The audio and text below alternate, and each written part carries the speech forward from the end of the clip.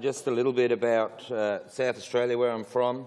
It's the southern part of Australia. It's really a single city state, so Adelaide is the capital of it. I'm the CEO of the City of Adelaide, which is an administrative position. It's the head of the government administration. It's not a political position. And in Australia, we have three levels of government. There's a state government and then there's a national government. And I'm, I think, probably one of the few people who's been fortunate enough to work in all three levels of government in Australia. So what I want to talk to you today about is government for the 21st century and how we need to change. And I think that was one of the strong themes that came out yesterday. And just three very quick takeouts from yesterday. The first was Suzanne, who said, bureaucracies are slow, streets are fast. And that just stuck in my head. Because one of the things we're trying to do is, in Adelaide, is build a much more faster and agile bureaucracy. Bureaucracy is a neutral word, but we often use it negatively. The second was from Christopher, who showed us the three-legged stool, and he made the massive assumption on that stool that the public sector was ever present. Well, they are ever present, but I don't think they're always present in place. And I often see private sector, public sector and place managers all missing in place in my city. But when we get those three parties in place with community, wonderful things happen.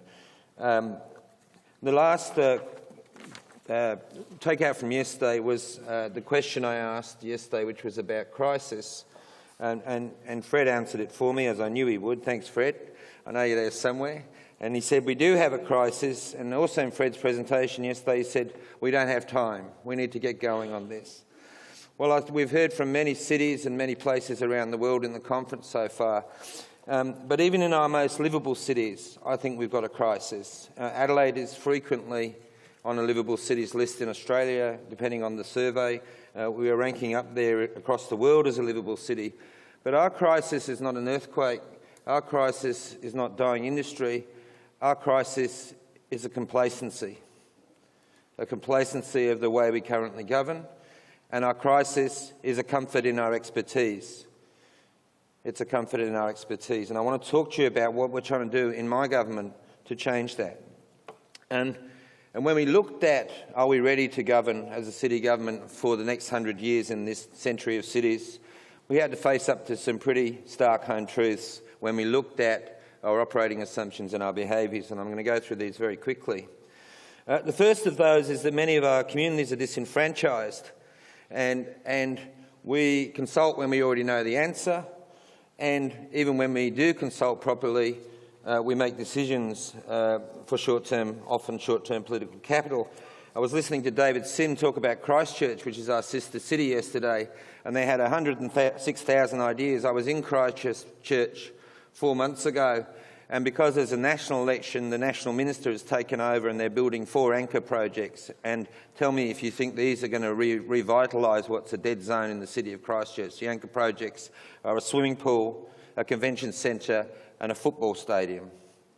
Meanwhile, the city is deserted day and night. And the only people who are bringing life through the ashes, the Gap Filler organisation, which are 2 girls who use their redundancy payments to get into placemaking, the City Council are considering defunding them.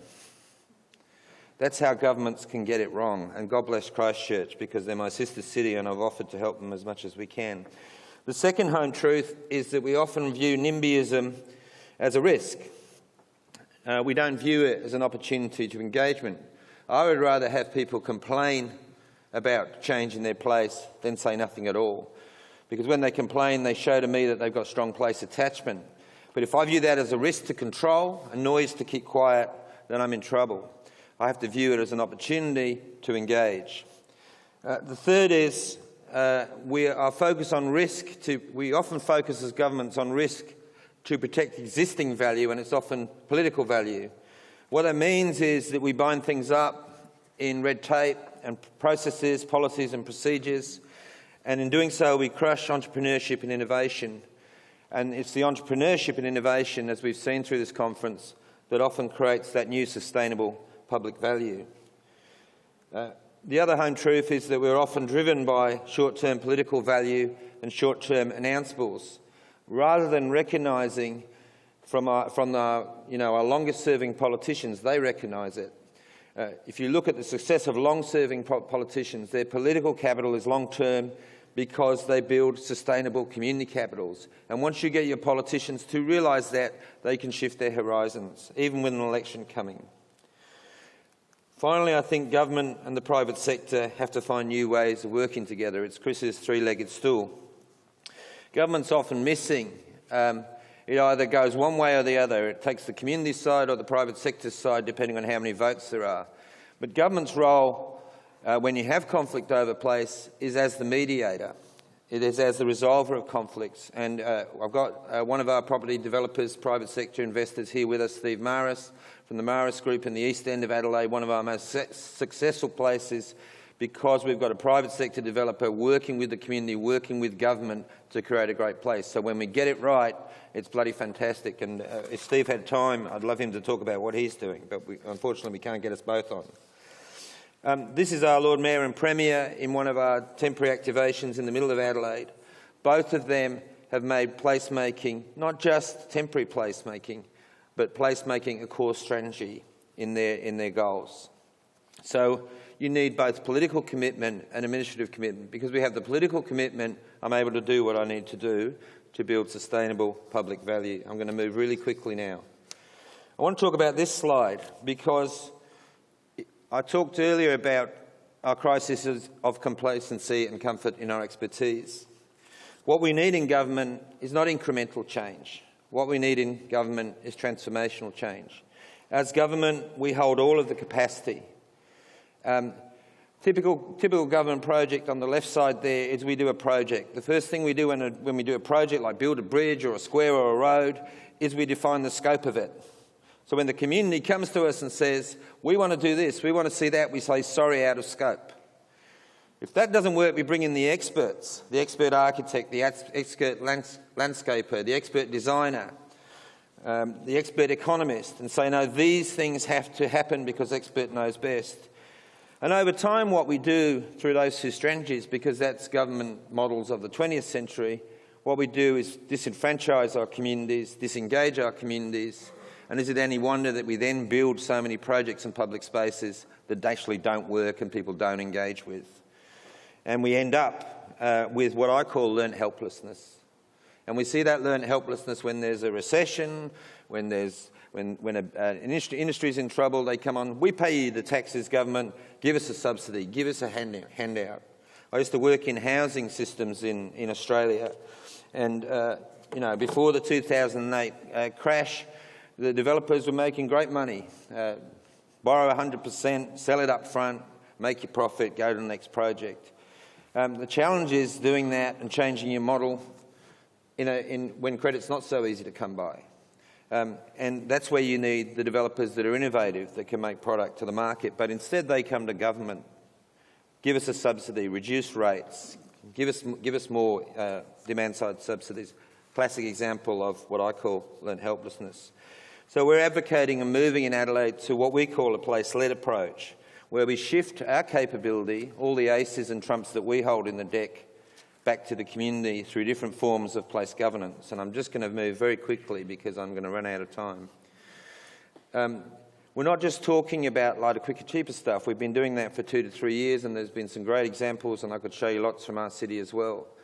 That's the tactical, and you need that for short-term political commitment, and you need that for the community to understand what placemaking is about. But 21st century government starts with embedding placemaking into your long-term plans for the city and your long-term plans for the organisation and the administration. And so placemaking in Adelaide City Council drives what we do at a political level and at an administrative level.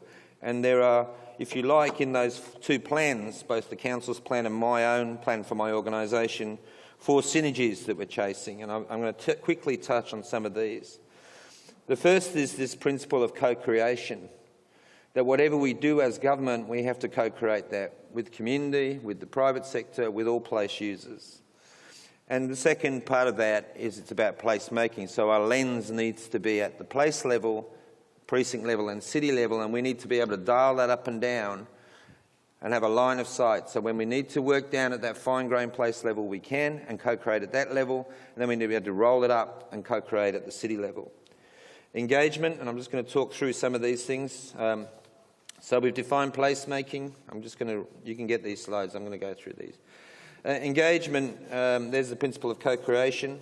Engagement, we're working out new forms of engagement. So one of the things we did is we did a Picture Adelaide app about 18 months ago. In our consultations, we were getting the usual 20 people turning up to a drafty church hall. So we used this crowdsourcing technique. We got thousands of pins dropped on a map of our city about what people liked, didn't like, what they wanted to change. And we used that as a measure of place attachment. We were then able to define where places were similar or where people wanted places to be similar in our city and come up with a precinct definition. So we could sort of dial into a place in a precinct or the many places in a precinct, the power of 10 stuff that PPS talk about, or dial that back up to a city level. One of the things I want some help with from this conference, and one of the reasons I'm here, is our journey for the next 12 to 24 months. The first, governance, we heard the last question about place governance. What is governance? What is governance? Because we throw that word around a lot. Let me just pause for 1 second. Governance is how you organise yourself to create intended value over the long term. So in place, the first question when we get to place governance is what's the value we're trying to create? And in my team, in my executive group, we've come up with what we call a place capital inventory. And this measures, if you like, the value that we intend to create through placemaking. It has 5 components, and each of those components has many elements. But it's the value we need to create for place users. So over the next 12 months, we're actually going to do 3 place pilots in these 3 locations, and we've chosen those, one because one's a dying place, one's a brand new place which is emerging, and one's a really important connecting place which actually doesn't have any place governance mechanisms existing at all. And what we want to do is build this inventory with the users at that place. And we think this will be a really powerful tool, and we'd like your help in giving us sorts of other tools that we can use to measure.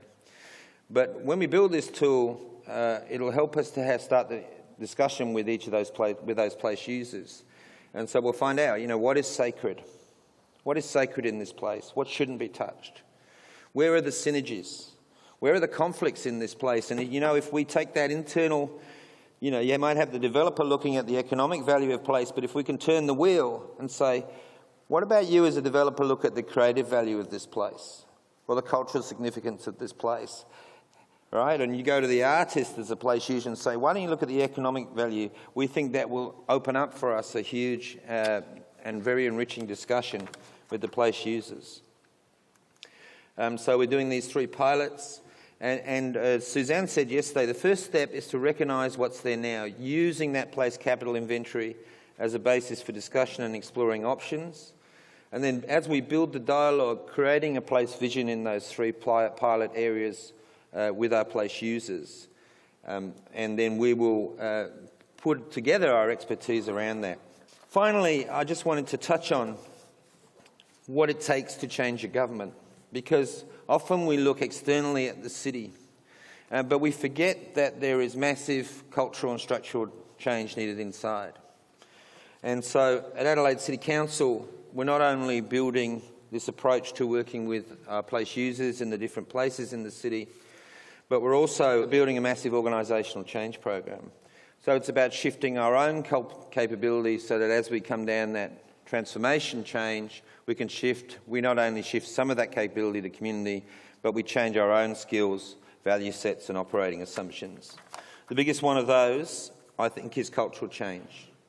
And one of the things that, and I don't have time to talk about it today in my last minute, but one of the things we do in Adelaide is we try and see our organisation as one team that works with the political arm of our government and the community as one team. We see that as our team, which is a big value shift for us as public servants.